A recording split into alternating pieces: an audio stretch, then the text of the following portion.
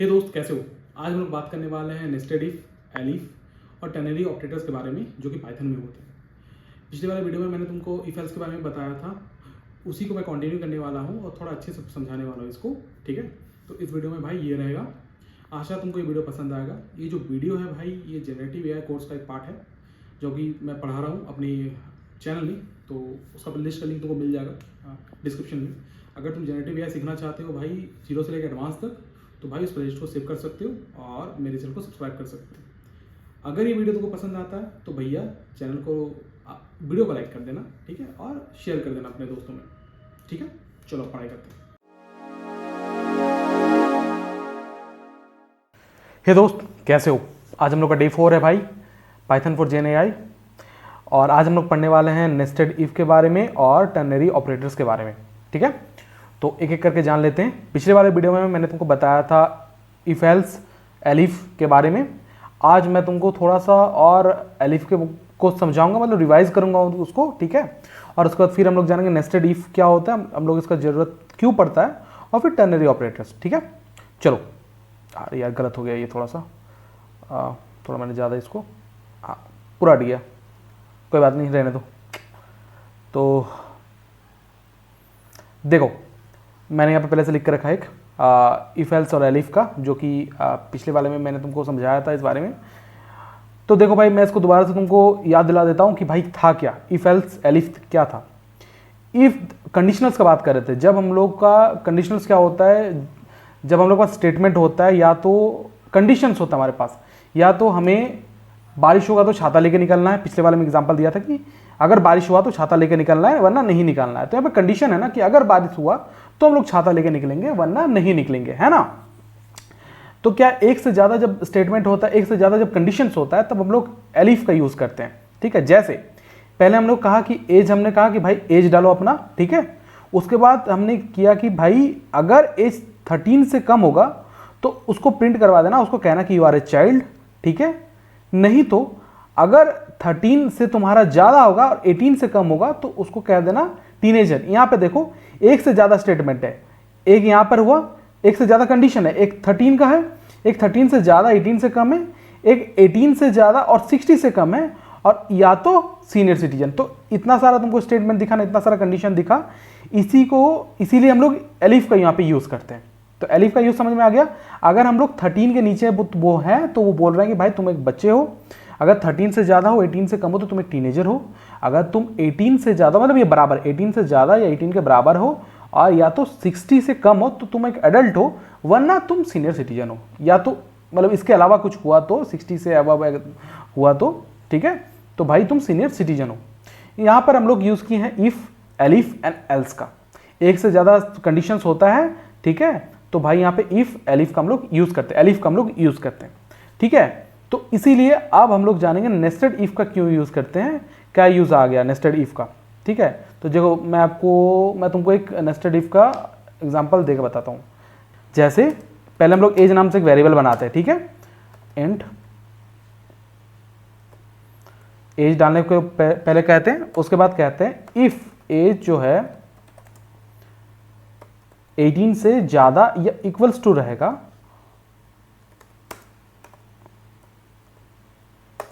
उसके बाद has ID. अब देखो मैं समझाऊंगा इसको, ठीक है, समझाऊंगा मैं। एल्स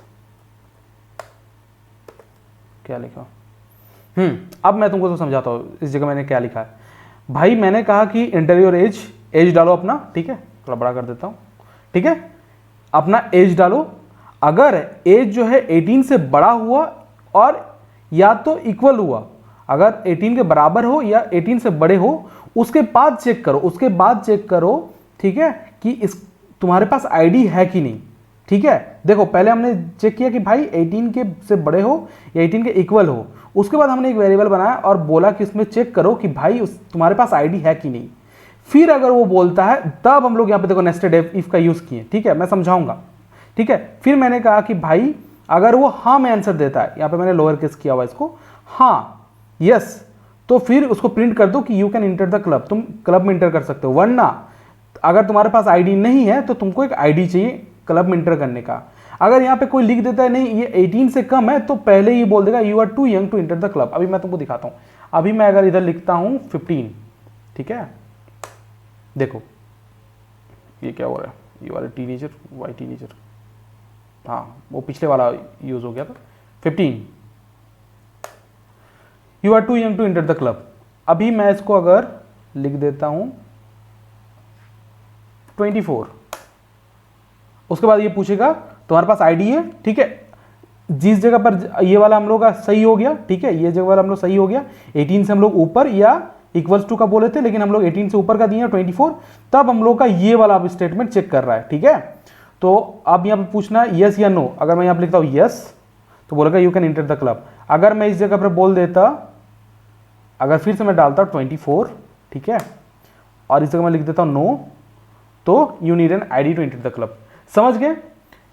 अब मैं समझाता हूँ, अच्छे से समझो इस चीज को, ठीक है।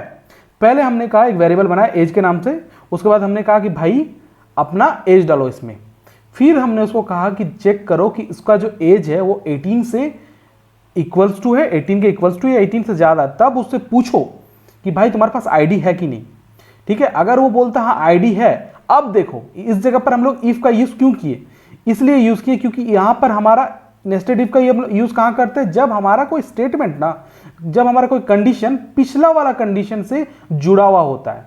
देखो ये चीज जुड़ा हुआ है इससे, ये चीज ना इससे जुड़ा हुआ है।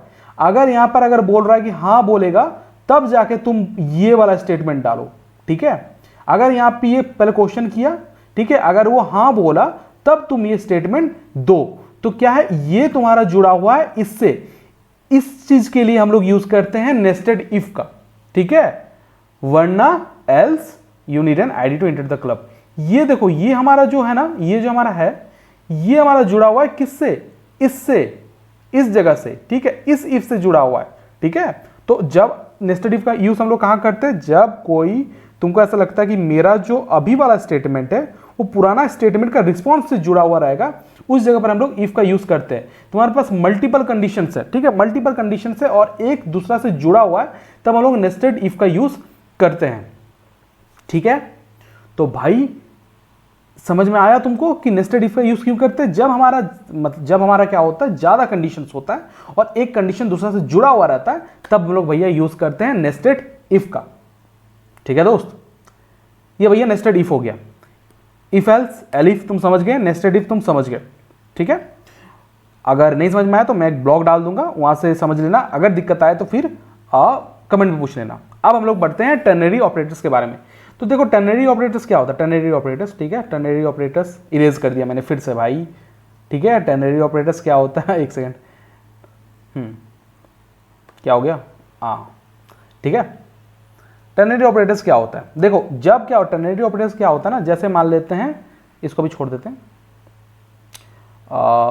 अच्छा छोड़ो, एक वेरिएबल बनाते हैं मार्क्स, इंट। अभी मैंने कहा एक मार्क्स नाम से वेरिएबल बनाया और कहा भैया अपना मार्क्स तुम बताओ, ठीक है। अब हम लोग क्या करेंगे, देखो प्रिंट, देखना अभी मैं समझाऊंगा। इफ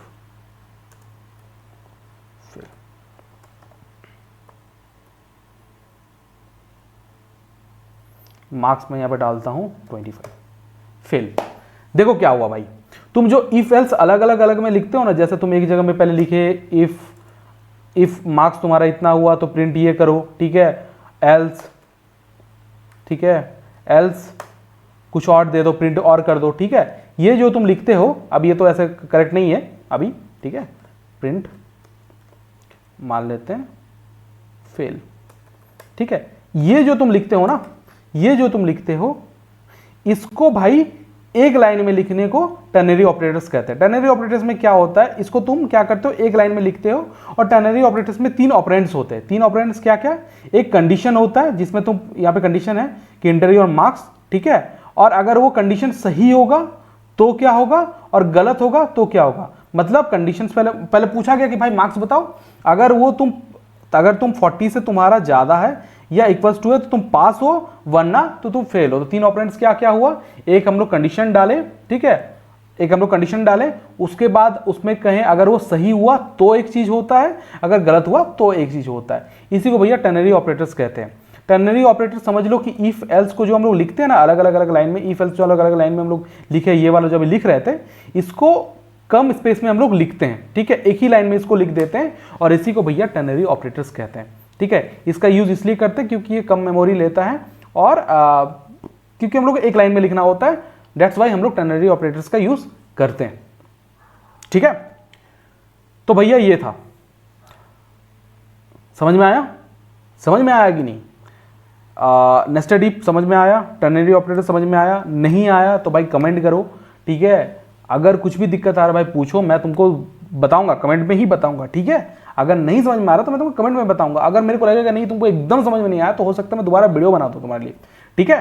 तो टेंशन मत लेना, मैंने इसको इजी प्रोसेस में बताने का कोशिश किया है कि कैसे तुम समझ जाओ जल्दी से चीज़ें। अगर तुमको लगता है कि नहीं तुमको समझ में नहीं आया और डिटेल में चाहिए तो भाई बता देना, मैं डिटेल में बना दूंगा, ठीक है। चलो, और बाकी बात मैं तुमको एक ब्लॉग दे दूंगा, उसको पढ़ लेना और असाइनमेंट देखता हूँ, कुछ ना कुछ तुमको मैं डिस्क्रिप्शन में कमेंट बॉक्स में डाल दूंगा, तो उसको चेक कर लेना, ठीक है भाई। अब चलो पढ़ाई करो।